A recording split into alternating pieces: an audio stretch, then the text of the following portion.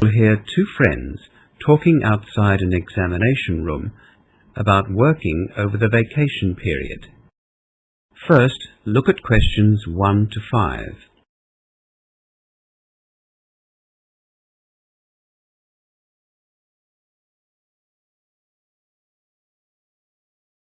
You will see that there is an example already done for you.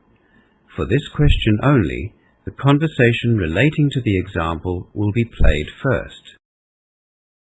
Hi, Peter. I'm so pleased that exam's over. Me too, Crystal. I'm exhausted. I stayed up late last night studying and then got up early this morning. Well, you can rest now. We're on holidays for 3 glorious weeks.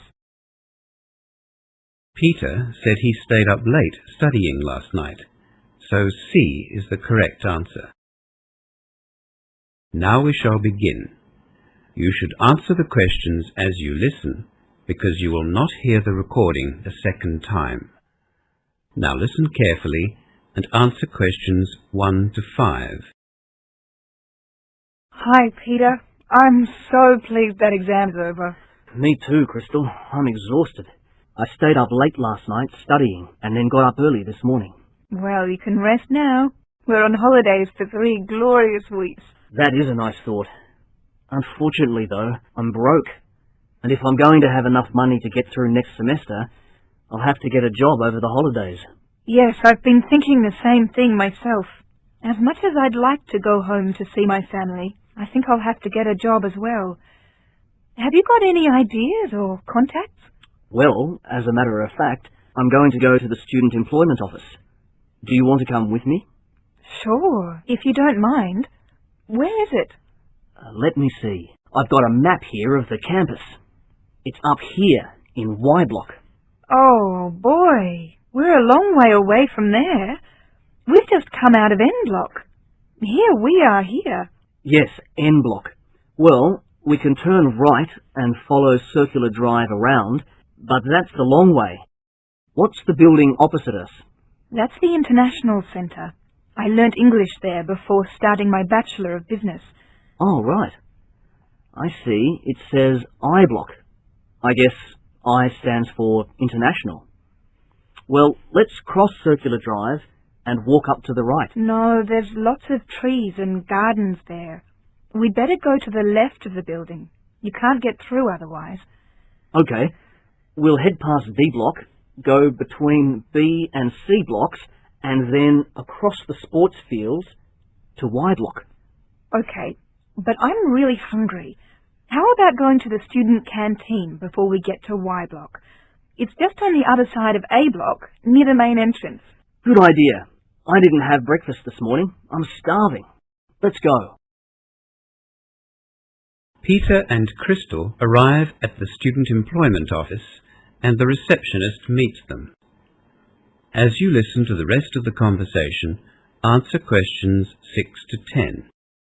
Before the conversation continues, read questions 6 to 10.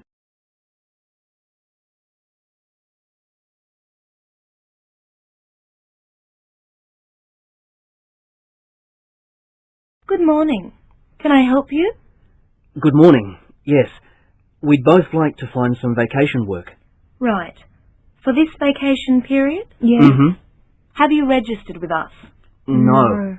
Oh, you have left it a bit late. Students usually register with us around mid-semester. Really? Yes, but never mind. You will need to register, but before you do that, you'll need to be interviewed by one of our consultants. Oh. I thought you would just give us a list of job vacancies and we would contact those places directly. No. We don't give out contacts until after you've been interviewed and registered. I see. Would you like to make an appointment to have an interview? Yes, please. Yes, as soon as possible. Let me see. Today's Thursday the 11th. Our consultants are here tomorrow, but they are going on a staff in-service from next Monday to Wednesday. So it's either Friday, that's tomorrow, or next Thursday. Couldn't we see one of them this afternoon? No, they are fully booked, I'm afraid. End of semester is the busiest time for job placements, as you can imagine. There has been a cancellation for tomorrow morning at 9:30, Or you can come after 2 tomorrow afternoon. Can we be interviewed together? Yes, I'm sure that would be okay. Crystal, is 9:30 all right with you? Yes, that suits me. Actually, I'm going to the dentist tomorrow. Let me check the time. Hang on, the dentist is at 9, so could we make it at 2? No problem. Okay, that's for 2 o'clock then. What's your surname? Pastel. P-A-S-T-E-L. Peter's my first name. Thanks. And yours? My surname's Lou, L-U, and my first name's Crystal. That's C-R-Y-S-T-A-L. Right. A contact phone number, please. My mobile is 0412 987 35. Thank you. And I'll need your student number as well, so I can access your files. Mine is B for business, 723466. And mine is B, for business as well, I690011. That's BI690011 for you, Peter. And No, that's mine. Wrong way round. Oops. It's BI690011 for Crystal and B723466 for Peter. I'll just put an arrow next to your names to show what I've done wrong. Right then. See you both. Bye. Thanks a lot. That is the end of section 1. You now have half a minute to check your answers.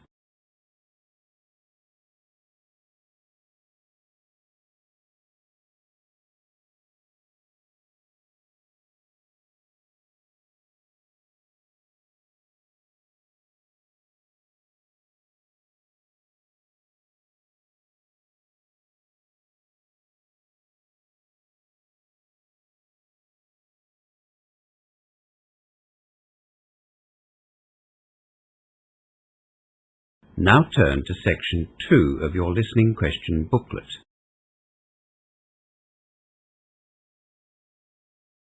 Section 2. You will hear a speaker from the Brisbane Festival talking to some international visitors in Brisbane, Australia. As you listen to the talk, answer questions 11 to 20. Before you listen, look at questions 11 to 20.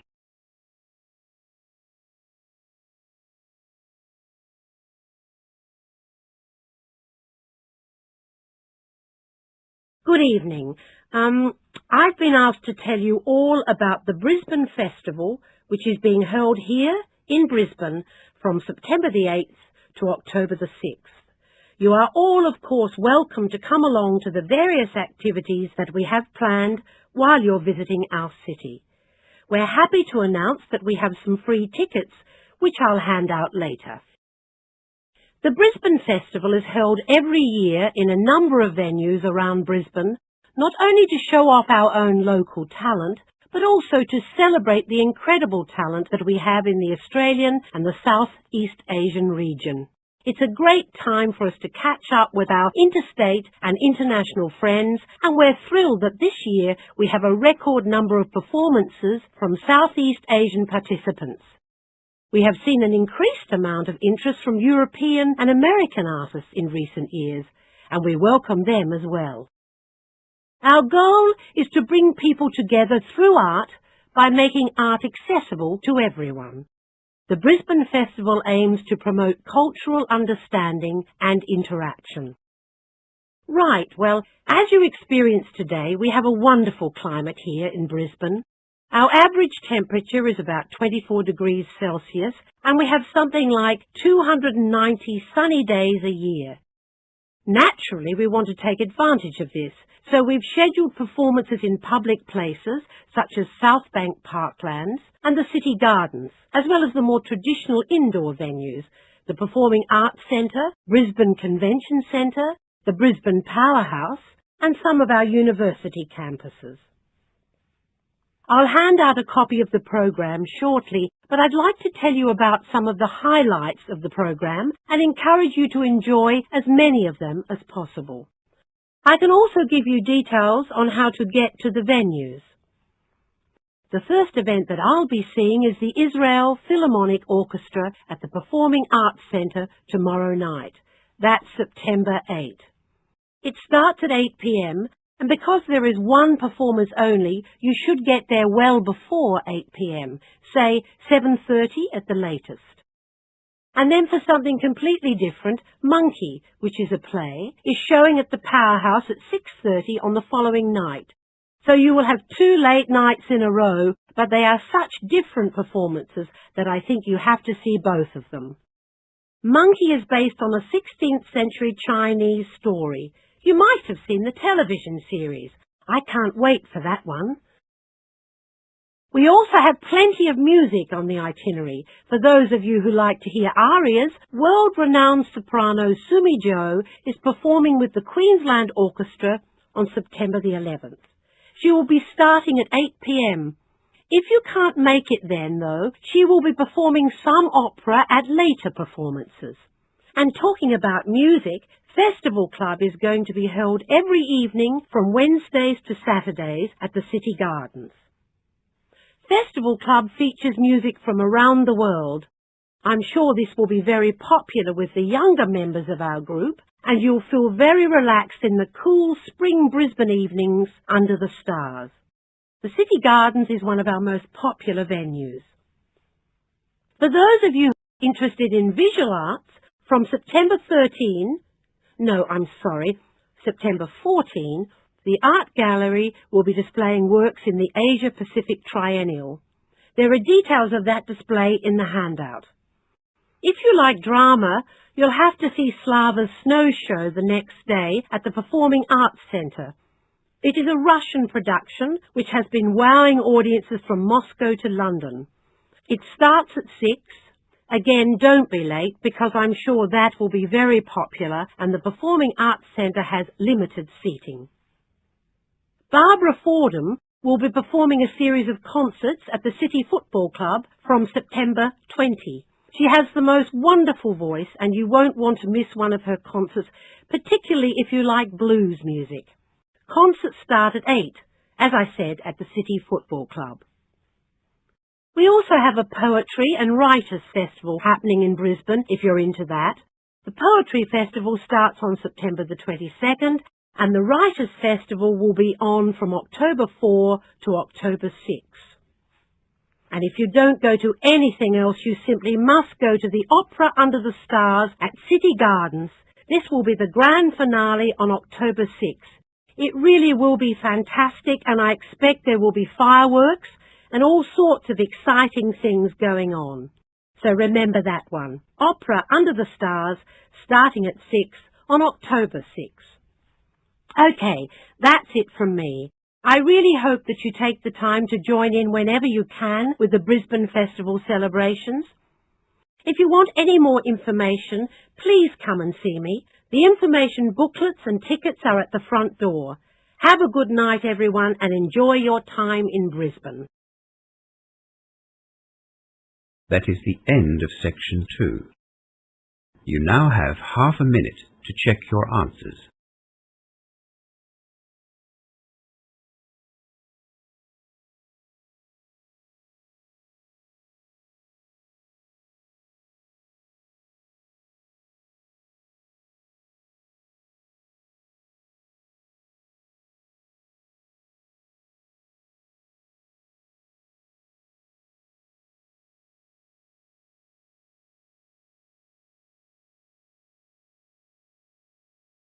Now turn to section 3 of your listening question booklet.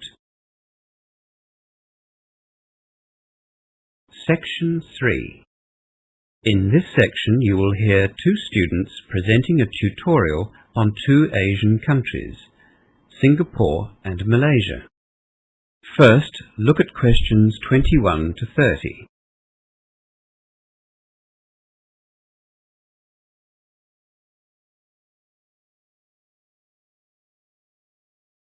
Now listen to the 2 students and answer questions 21 to 30.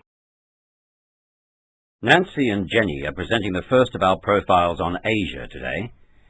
You looked at Singapore and Malaysia, didn't you? Yes, and we found lots of similarities between the two countries. Did you follow the outline that I gave you? Yes, we did. First of all, the total land area of Singapore is 630 square kilometres, whilst Malaysia's was 329,758 square kilometres. Obviously, Malaysia is a much larger nation with a bigger population, almost 24 million. It is bigger than Australia's population, in fact. We have 19,700,000. Singapore has just over 3 million. Did you look at their population mix? The population of both Malaysia and Singapore are multiracial. They each have a mixture of Malays, Chinese, Indians and other ethnic groups as well, who all live quite harmoniously together. The breakdown of the population is different though. In Malaysia, the Malays, or Bumiputras as they're called, outnumber the Chinese and the Indians. They make up about 65% of the population. In Singapore, 3/4 of the population is Chinese, with only a few 100,000 Malays and Indians. English is widely used in Malaysia, as well as in Singapore. Yes, they all study compulsory English at school, and adults use English a lot in their daily lives. For many years, Singaporeans have been sending their children abroad to study in English-speaking countries. And in recent years, Malaysians are also studying overseas and getting overseas work experience. Australia has had a fairly stable relationship with Singapore over the years. Can you briefly talk about that? Yes. Singapore and Australia have always maintained a friendly and warm relationship. As Jen said, many students come to Australia to study here, and often they stay here to work. Similarly, lots of Australians live and work in Singapore. Singapore was one of the first Asian countries to really take advantage of its geographical location and the technological advances that were made at the end of last century. It has a strong economy. Singapore and Australia signed an expanded trade accord in February, which covers all sorts of subjects from education through to customs procedures at the airports. It's accepted that this accord will really strengthen ties between the two countries. So trade between Singapore and Australia is continuing to grow. But we're not one of Singapore's top 3 trading partners. They're the US, Japan and Malaysia. Yes, and interestingly, but not surprisingly, I guess, Malaysia's top 3 trading partners are the US, Japan and Singapore. Yes, Singapore and Malaysia are neighbours, so you would expect that. What did you discover about the relationship between Malaysia and Australia? Well, it hasn't been as stable as Singapore and Australia's friendship. Malaysians and Australians get along well on a personal level. There have been an increasing number of tourists travelling between the two countries, so it isn't just the students who are coming here. Historically, Australia and Malaysia, and for that matter Singapore as well, have a lot in common, you know, with the British colonialists. Malaysia now doesn't want to blindly follow Western ideas, which is fair enough. Yes. This is something that we'll talk about later in the semester. Australia's international relations in the region. There do seem to be misunderstandings and disagreements between Malaysia and Australia, but diplomats say that these are exaggerated by the media. Yes, we all know the power that the media has. Was there anything else? Well, yes. What I found was that Singaporeans are generally regarded as well-educated, well-travelled, knowledgeable. They enjoy a quality of life that is envied in other countries, especially in other Asian countries. The Singaporean government is spending a lot of money on education and technology. Is this going to continue? Did you look at the government's agenda for the future? They're developing a knowledge-based economy. Unlike other Southeast Asian countries, Singapore hasn't been dependent on the production and export of commodities. They intend to be IT-driven, with a highly skilled economy. I see. And how did this differ in Malaysia? Well, the Malaysians are very enterprising people. They're well-educated and highly skilled too. Like the Singaporeans, they've got a strong work ethic.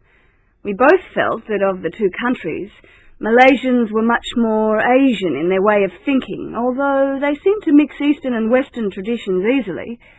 This could be one of the reasons that tourism is doing so well in Malaysia. The economy once relied almost solely on the export of raw materials, but that's changed a lot. All the experts say that Malaysia has a huge future. You've obviously enjoyed your research. I'm sure you'll enjoy learning more about the region as we continue on with the other overviews. That is the end of section 3. You now have half a minute to check your answers.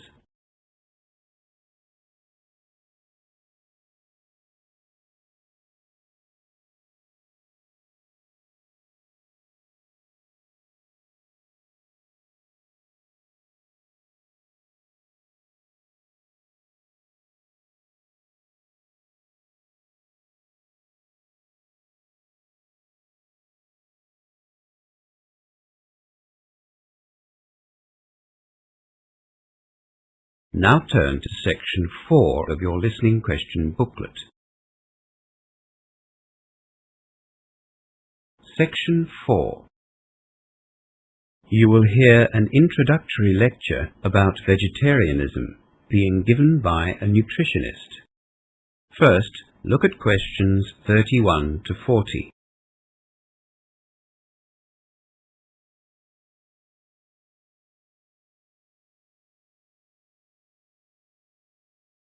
Now listen to the lecture and answer questions 31 to 40.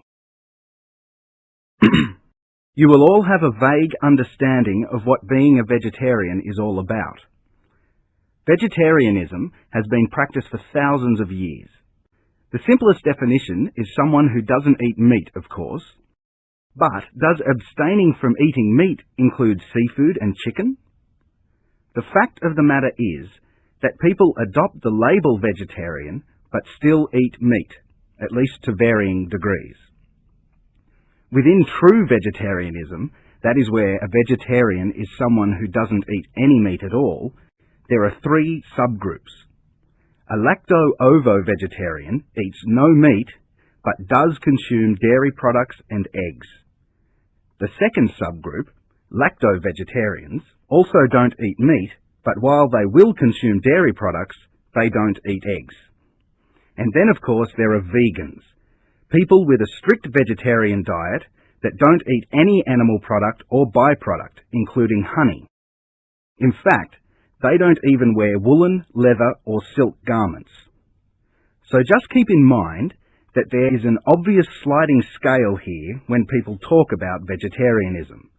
There are those that perhaps like to think of themselves as vegetarian just because they don't eat red meat, right through to those strict vegans who will only eat vegetables, fruit, beans, or pulses. That is, food that has been grown. For our purposes today, we'll be talking about vegetarians as those people who don't eat any form of meat at all, red meat, fish, or poultry, but do use dairy products and eggs. Lacto-vegetarians and vegans are not in the majority anyway. With that definition in mind, let's review the myriad of reasons given for adopting a vegetarian diet. These include all sorts of preposterous theories that claim all humans should be vegetarian simply because it's natural, or that humans are naturally vegetarian because biologically we resemble plant eaters. In the real world, vegetarians, generally speaking, accept that humans are omnivores. They are capable of eating both plant and meat foods. Statistics show that the majority of vegetarians have adopted a vegetarian diet because of their religious beliefs, as in the case of Hindus and Buddhists, for example, or because of health-related concerns. That is, they see vegetarianism as a healthier alternative. Look, that's not to say there aren't other reasons. Some people just don't like the taste of meat, and others simply can't afford to buy it. A significant number of vegetarians are animal liberationists who are against the killing of animals for human consumption. These vegetarians have taken the step of refusing to eat meat, and in doing so, show that they don't condone those killings. They see the whole industry as barbaric. In the past, at least in my social circle, such a cause was seen as noble, and many of us held vegetarians in high regard. They lived up to their beliefs. In more recent times, as we see the disastrous impact of introduced hooved animals on lands and the amount of resources used to feed stock at the expense of using arable land for crops, their noble cause has been ecologically justified as well. Land resources, and arable lands in particular, are scarce and becoming scarcer. Perhaps it is wrong to allocate these resources to raising those animals which provide us with a food source that we can live without. But is this the case? Can we live without meat in our diet? And is living a vegetarian lifestyle indeed more healthy, as advocates would have us believe? Vegetarians claim that a well-balanced vegetarian diet will supply all the essential nutrients we need to be healthy. In Western societies, as late as 20 or 30 years ago, there were many myths about vegetarianism. Those switching to vegetarianism would be warned about serious vitamin deficiencies. Statistically, though, the vegetarians are supported in their claim that vegetarians are healthier than meat eaters. The incidence of heart disease and cancer, for example, are significantly lower in non-meat eaters. In fact, it's claimed that the risks from certain cancers are reduced by up to 40% in a vegetarian diet. And let's face it, in modern Western society, with our concerns regarding obesity, you don't see too many overweight vegetarians, do you? Vegetarians consume less fat and protein than we do, and the fat that they do consume is in the main unsaturated, which is what has been recently labelled good fat. On the other hand, animal fats tend to be saturated, and an increased intake of saturated fats can lead to high cholesterol. Respiratory problems too seem less common in vegetarians, but this is also the case with meat eaters who include a lot of fruit and vegetables in their diet. The UK Vegetarian Society's website quotes medical research has shown that on average, a lifelong vegetarian visits hospital 22% less than a meat eater. The fact that the number of practicing vegetarians has almost doubled in the last 15 years speaks volumes about the way our concerns for healthy living have changed. The reasons given for this increase have been, according to a recent survey, 94% due to the perceived health benefits associated with a vegetarian lifestyle. Doctors and nutritionists and responsible groups like the Vegetarian Society are rightly concerned that those adopting the vegetarian diet do so in an informed way. There are health benefits to be gained by turning vegetarian, but there are also guidelines that need to be followed. Vitamin B12, for instance, and recommended amounts of iron are not easily found in a vegetarian diet, and yet they are vital for healthy living. So, where can such vitamin and mineral replacements be found in the vegetarian diet? Well, for the average vegetarian, good sources of iron are spinach, prune juice, or dried fruit. Vegetarians are advised to eat these foods with fruit juices, which will increase the amount of iron absorbed. B12, on the other hand, is not as readily available, because it is only found, to all intents and purposes, in meat, fish, and dairy products. This vitamin is one which vegetarians find difficult to replace. However, as I said, low amounts of B12 can be found in dairy products as well as soy products or seaweed. For the stricter lacto-vegetarian and vegan, B12 can be obtained from foods that have been fortified with the vitamin. Vegetable margarines, some soy products, and breakfast cereals are the most common sources. The key to a healthy vegetarian diet is the same as any other diet. Eat a wide variety of foods including grains, fruit and vegetables, beans, pulses and nuts. Vitamins and minerals must be included in the vegetarian diet, just as they have to be included in a non-vegetarian diet. You can argue all you like about vegetarians being healthier, but I'd suggest that you consider a well-balanced diet first and foremost. Whether or not you include meat is up to you. A good vegetarian diet closely matches the dietary recommendations for a healthy meat-eating diet.